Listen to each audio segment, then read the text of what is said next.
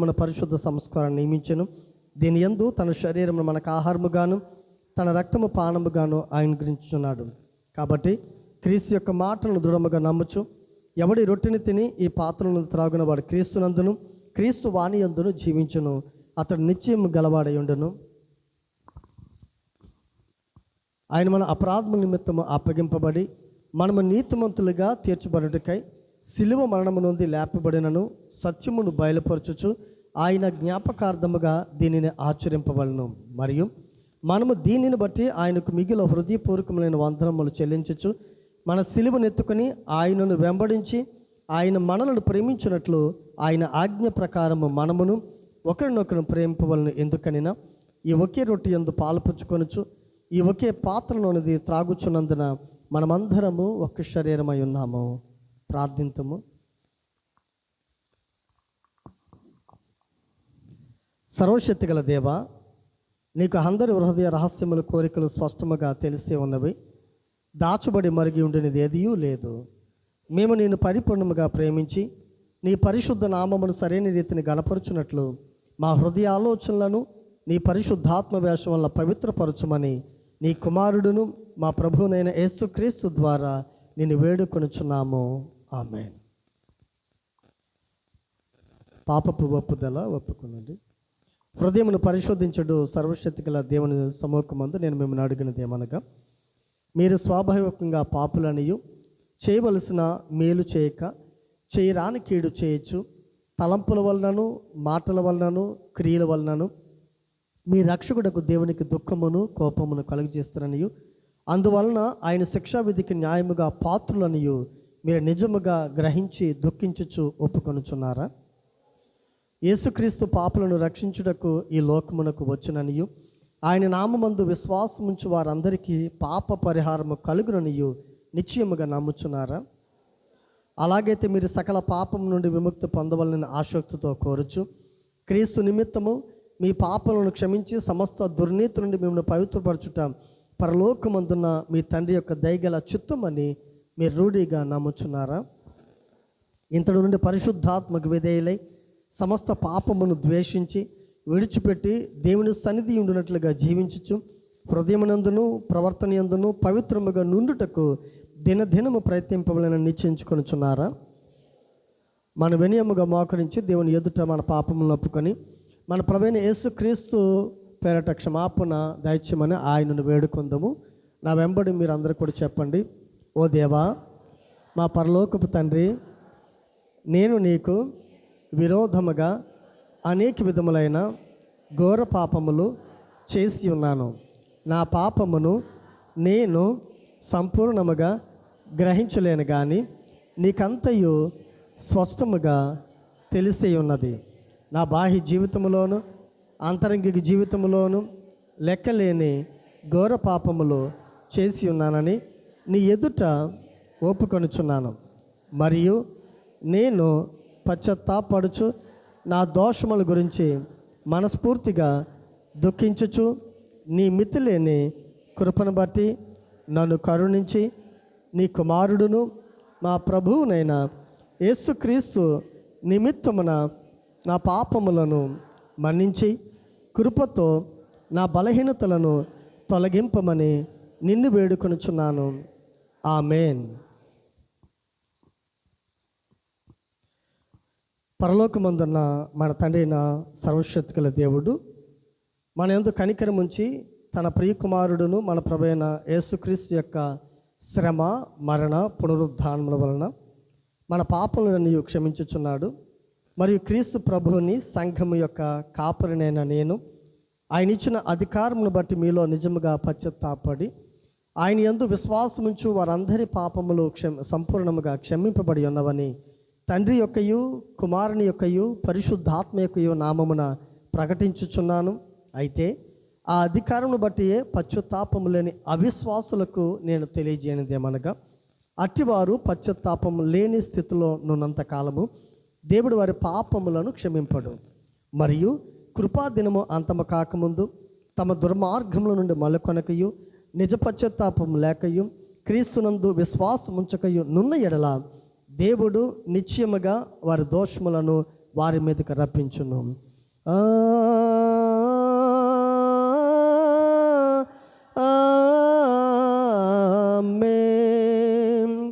అడ్వెంట్లోని 4వ ఆదివారం కొరకు ఏర్పాటు చేయబడిన ప్రారంభ గీతము చదువుకుందాము.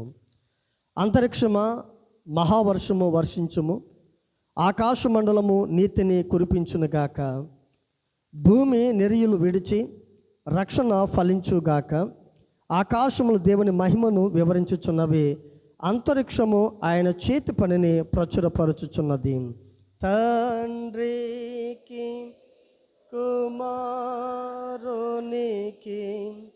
పరిశుద్ధ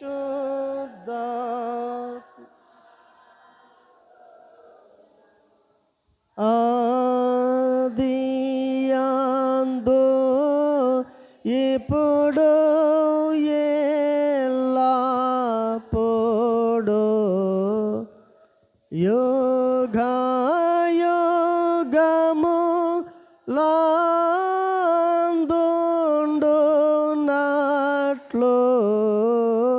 మహిమా కలుగును గాక.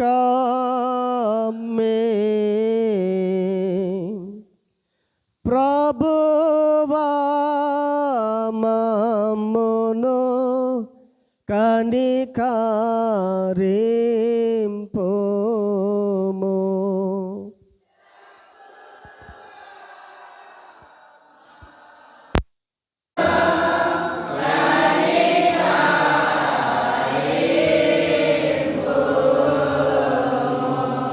క్రీస్తు మమ్మును కనికరింపుము.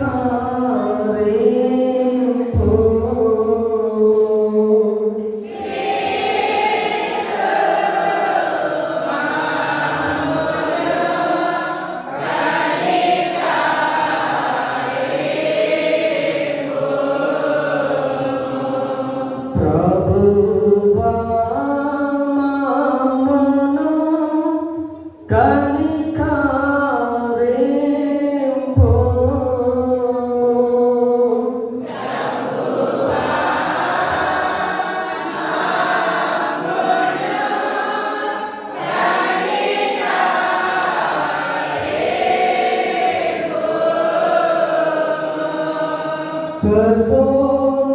సర్వోన్నతమైన వాణిలో దేవునికి మహిమ కలుగును గాక. దేవునికి మహిమ కలుగును గాక.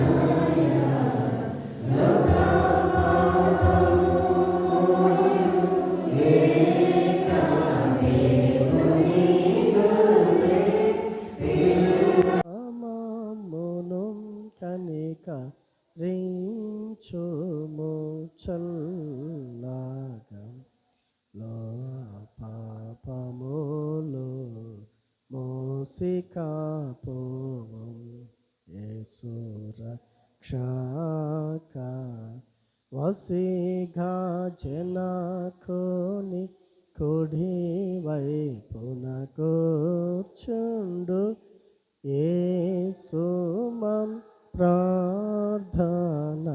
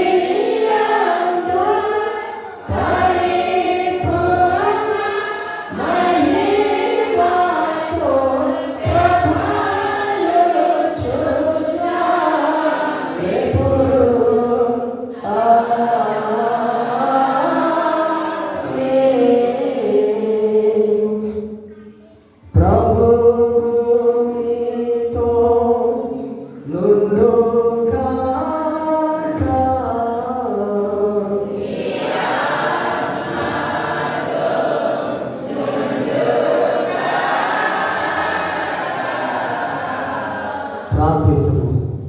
ఓ ప్రభువా, మిమ్మల్ని చిత్తమును నెరవేర్చకుండా మా పాపములు మాకు ఆటంకపరుచుచున్నది. ఇట్లు ఆటంకింపబడిన కార్యములను మేము శీఘ్రముగా నెరవేర్చగలిగినట్లు కృపగల మీ ప్రాయశ్చిత్తము వలన మాకు సహాయం చేయండి. నీ శక్తిని పురుకొల్పి నీ ప్రభావముతో మా యొద్దకు రమ్మని తండ్రితోనూ పరిశుద్ధాత్మతోనూ సదా ఏకుడవై యుగయుగములు జీవించుచు పరిపాలించుచునుండు నిన్ను వేడుకొనుచున్నాము. ఆమేన్. దయతో కూర్చుందామండి.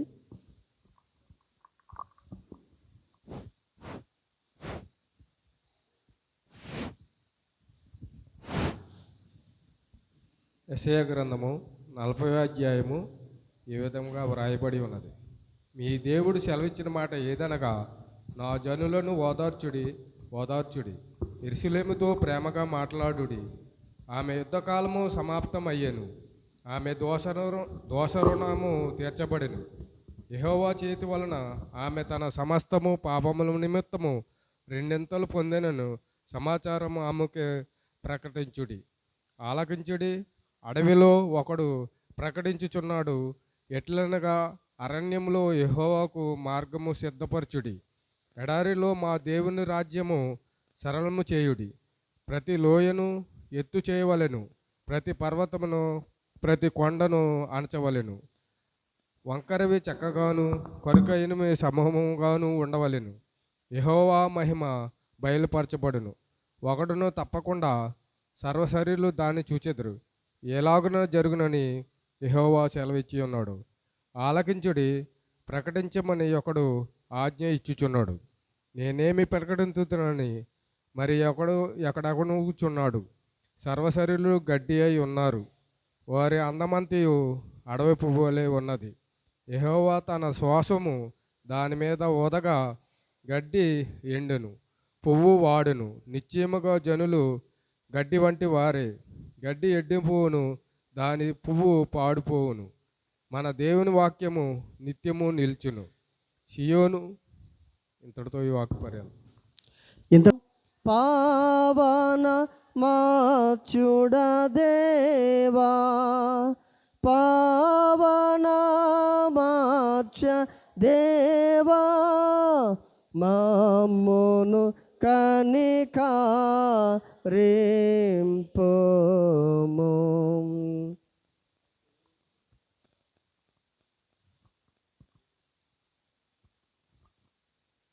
అపోస్తలుడైన పౌలు హెబ్రీయులకు రాసినటువంటి పత్రిక 12వ అధ్యాయము 15వ వచనం నుండి 29వ వచనం వరకు.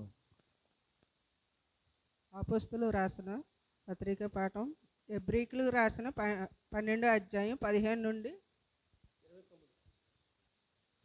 29 వరకు ఇలా రాయబడి ఉన్నది.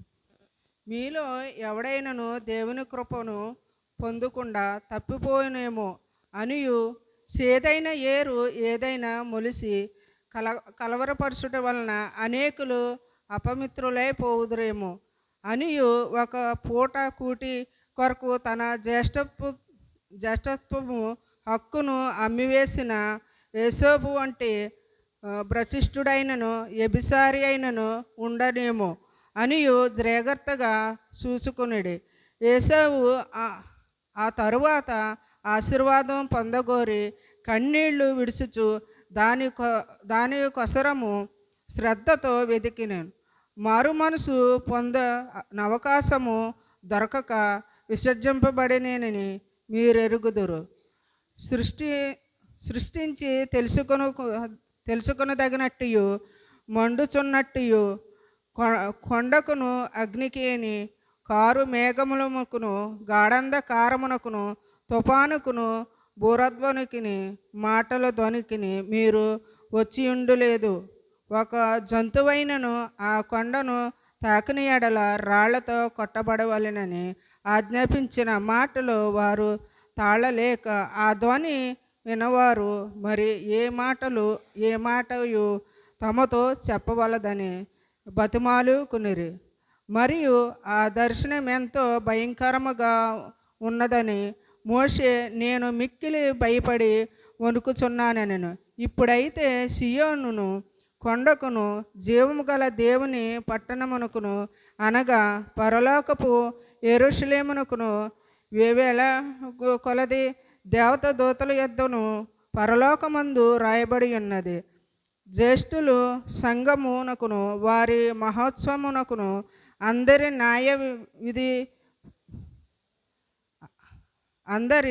న్యాయవిధిపతి అయి దేవుని యొద్దకు సంపూర్ణ స్థితి పొందిన నీతి మంతుల ఆత్మల యొద్దకును క్రొత్త నిబంధనకును మధ్య సరై యేసునద్దనకును హేబేలు కంటే మరి శ్రేష్టముగా పలుకు ప్రోక్షణ కర్తనకును మీరు వచ్చి ఉన్నారు. మీరు బుద్ధి చెప్పుచున్న వారిని నిరాకరించబడినట్లు చూచుకునేది. వారు భూమి మీద నుండి బుద్ధి చెప్పిన వానిని నిరాకరించినప్పుడు తప్పించుకుపోయిన ఎడల పరలోకము నుండి బుద్ధి చెప్పుచున్న వానిని విసర్జించుచు మనము తప్పించుకొనకపోవుట మరి నిశ్చయము కదా.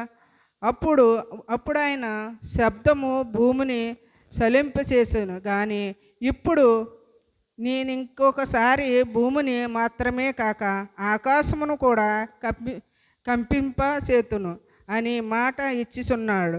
ఇంకొకసారి అను మాట సలింపచేయబడనని నిలకడగా ఉండు నిమిత్తము అది సృష్టింపబడుచున్నట్లు సలింపచేయబడినవి బొత్తిగా తీసివేయబడినని అర్థమిచ్చుచున్నది. అందువలన మనము నిత్యమైన రాజ్యము పొంది దైవకృప కలిగి యుద్ధమును ఆ కృప కలిగి వినయము భయభక్తులతో దేవునికి హల్లెలూయా హల్లెలూయా. సువార్త పాఠము కాకిలేటి వైశాలి చదవడానికి సిద్ధపడవలసిన ప్రేమతో మానవ చేస్తున్నాను. మరి ఈ దినము కొరకు ఏర్పాటు చేయబడిన సువార్త పాఠం లూకా సువార్త 1వ అధ్యాయము 67వ వచనం నుండి 80వ వచనం వరకు కాకిలేటి వైశాలి.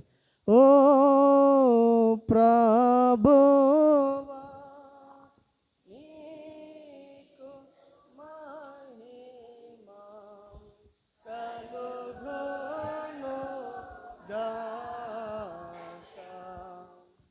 లూకా సువార్త 1వ అధ్యాయం 67 నుండి 80 వరకు ఇలా రాయబడింది. మరియు అతని తండ్రి జకర్యా పరిశుద్ధాత్మ పూర్ణుడై ఇట్లు ప్రవచించెను. ప్రభు అయిన ఇశ్రాయేలు దేవుడు స్తుతింపబడును గాక. ఆయన తన ప్రజలకు దర్శనమిచ్చి వారికి విమోచన కలుగజేసెను. తన సేవకుడైన దావీదు వంశమునందు మరొకరకు రక్షణ శృంగమును అనగా మన శత్రువుల నుండి మనను ద్వేషించు వారందరి చేతి నుండి తప్పించి రక్షణ కలుగజేసెను. దీనిని గూర్చి ఆయన ఆది నుండి తన పరిశుద్ధ ప్రవక్తల నోట పలికించెను. ఆయన మన పితరులను కనికరించుటకును తన పరిశుద్ధ నిబంధనను అనగా మన తండ్రి అయిన అబ్రహాముతో తాను చేసిన ప్రమాణమును జ్ఞాపకము చేసుకొనుటకును మనము శత్రువుల చేతి నుండి విడిపింపబడి మన జీవిత కాలమంతయు నిర్భయులమై ఆయన సన్నిధిని పరిశుద్ధముగాను నీతిగాను ఆయనను సేవింపను అనుగ్రహించుటకును ఈ రక్షణ కలుగజేసెను. మరియు ఓ శిశువా, నీవు సర్వోన్నతుని ప్రవక్త అనబడుదువు. మన దేవుని మహావాత్సల్యమును బట్టి వారి పాపములను క్షమించుట వలన తన ప్రజలకు రక్షణ జ్ఞానము అనగా ఆయన అనుగ్రహించునట్లు ఆయన మార్గములను సిద్ధపరచుటకై నీవు ప్రభువునకు ముందుగా నడుతువు.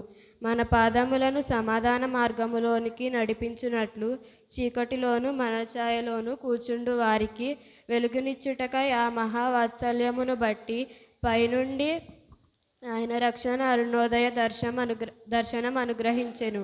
శిశువు ఎదిగి ఆత్మయందు బలము పొంది ఇశ్రాయేలునకు ప్రత్యక్షమగు దినము వరకు అరణ్యములో నుండెను. ఈ వాక్యం ఇంతటితో దినము కొరకే నీకు స్తోత్రము కలుగును గాక. నీకే విశ్వాస ప్రమాణాన్ని ఒప్పుకుందాం. నా వెంబడి మీరందరూ కూడా చెప్పండి. భూమి ఆకాశములను దృశ్యాదృశ్యమగు సమస్తమును సర్వశక్తి గల తండ్రి యందు ఏకదేవుని నేను నమ్ముచున్నాను. ఆయన జనదేక కుమారుడు అద్వితీయుడైన ప్రభువైన యేసుక్రీస్తును నమ్ముచున్నాను. ఈయన జగములన్నిటికీ ముందు తండ్రి నుండి కలిగిన వాడు, దేవుడి నుండి దేవుడును, వెలుగు నుండి వెలుగును, నిజమైన దేవుడు నుండి నిజమైన దేవుడును, సృజింపబడక జన్మించిన వాడు, తండ్రితో ఏకతత్వము గలవాడును, సమస్తమును కలుగు చేసిన వాడనే ఉన్నాడు. ఈయన మానవుల మధ్య మన కొరకును మన రక్షణ కొరకును పరలోకము నుండి దిగి కన్యయకు మరియ నుండి పరిశుద్ధాత్మ అవతరించి పుట్టి మనుషులైనటువంటి పొంతి పిలాతు అధికారం మీద మన కొరకు సిలువైబడి శ్రమ నుండి సమాధి చేయబడి లేఖనముల ప్రకారము 3వ దినమున తిరిగి లేచి పరలోకమునికి ఎక్కి తండ్రి యొక్క కుడిచేతి వైపున కూర్చుని ఉన్నాడని సజీవులకును మృతులకును తీర్పు చేయటకు తిరిగి మహిమతో వచ్చునని ఆయన రాజ్యములకు అంతము లేదని నమ్ముచున్నాను. తండ్రి నుండి కుమారుని నుండి బయలుపడవచ్చు, తండ్రితోనూ కుమారునితోనూ ఏకముగా ఆరాధింపబడచ్చు, మహిమపరచబడచ్చు. ప్రవక్తల ద్వారా మాట్లాడేవాడు జీవమునకు దాతయ్య ప్రభువునకు పరిశుద్ధాత్మను నమ్ముచున్నాను. మరియు పరిశుద్ధమైన క్రైస్తవ అపోస్తుల ఏక సంఘమును నమ్ముచున్నాను. పాపములంటే ఒకే బాప్తిస్మము ఒప్పుకొనుచు మృతుల పునరుత్థానమును రాబోవు లోక సమాధానమును బ్రతుకు కొరకు నిరీక్షించుచున్నాను. ఆమేన్. దయచేసి కూర్చుందాం. అడ్వెంట్స్లోని ఈ 4వ పునరుత్థాన ఆదివారం కొరకు ఏర్పాటు చేయబడిన అంశం బట్టి